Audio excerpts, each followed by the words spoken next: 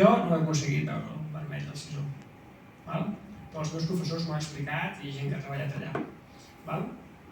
I per què és vermell? A les comunitats dels llacs hi ha diferents microorganismes que van movent-se per la columna d'aigua amunt i avall, d'acord?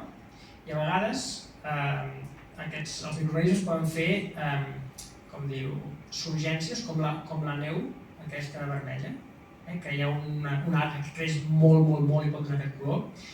Depèn de com es modifiquin les condicions del llac, en aquest cas reflecteix que el llac deixa de tenir una capa oxigenada a dalt i tot esdevé anòxic, són les condicions adequades perquè creixi aquest microorganisme, que és Chromatium.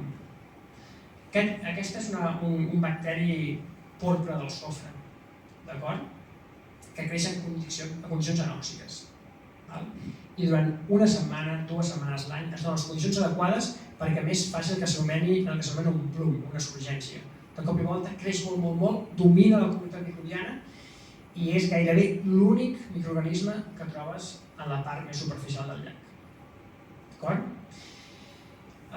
Chromatium és un organisme fotòtrof, però la fotosíntesi que fa és diferent de la que fan les plantes. I en comptes de fer servir aigua, fa servir sulfur d'hidrogen i en comptes d'alliberar oxigen, allibera sofre. I aquest sofre no m'he extès més en tota la cadena de relacions que hi ha en aquest llac i altres microorganismes que el podran utilitzar. D'acord?